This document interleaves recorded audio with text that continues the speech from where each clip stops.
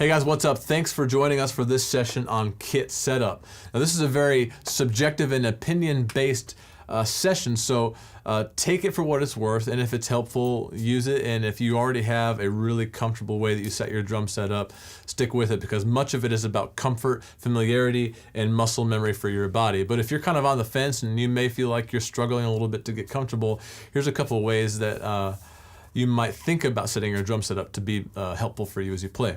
All the campuses that we play at have this same setup. They have 3 toms, a rack tom and 2 low toms, and kick and 2 big cymbals, a ride, and large hi-hats. So first of all, the 3 things I think are the starting point for a drum kit setup is how high you sit, how high your snare drum is relative to your sitting, and how far away from the kick drum you're most comfortable.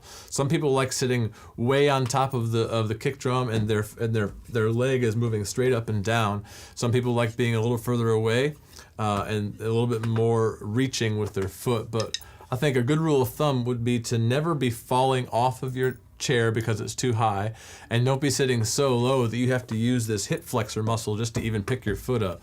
You want to be able to be pretty light with the feet on either one, the hi-hat or the kick drum, but the distance from the kick drum is really important to do that. So sit at a place where relative to the kick drum distance here, but you're high enough that your snare drum strike isn't like scrunching your shoulders up like this or reaching too far below your leg or end up hitting your thigh with every single strike.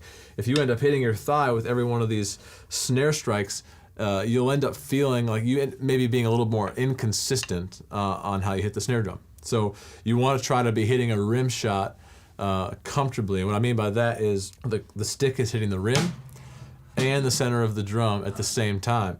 And so how that feels and how you end up getting to that spot right there is really relative to how high you're sitting and how long your arms are. So that's really different for every single person. So find the relationship with your seat height, snare height, and kick distance so that you can hit that strike really well. Second thing would be you just kind of fit your toms around those first 3 kind of setup rules. Get this high tom where you want it, where you can hit it and not hit the hi-hat, and not your stick path wouldn't hit the cymbal. And then these 2 low toms kind of in a way that you don't have to do a huge trunk rotation to get to it. You don't want it way over here. And you might even move these a little bit to be comfortable for you. These are big cymbals, and all of our drum sets around here have the same size. This is a 21, this is a 24, and this is a 22. And so getting those in a place where they're not getting in the way of your stick path when it comes to your toms will be really helpful. Where you set this ride, how high and how it's angled, totally up to you. Some guys may even move this over here and this cymbal over here, and that's totally fine, whatever's comfortable for you. But you want to be able to crash the ride. You want to be able to kind of have some stick definition with the tip and even bell access without reaching too far or being too uncomfortable. Another thing is these hi-hats. These are big hi-hats, and so all of our campuses have the same size hi-hat. These are 17-inch hi-hats.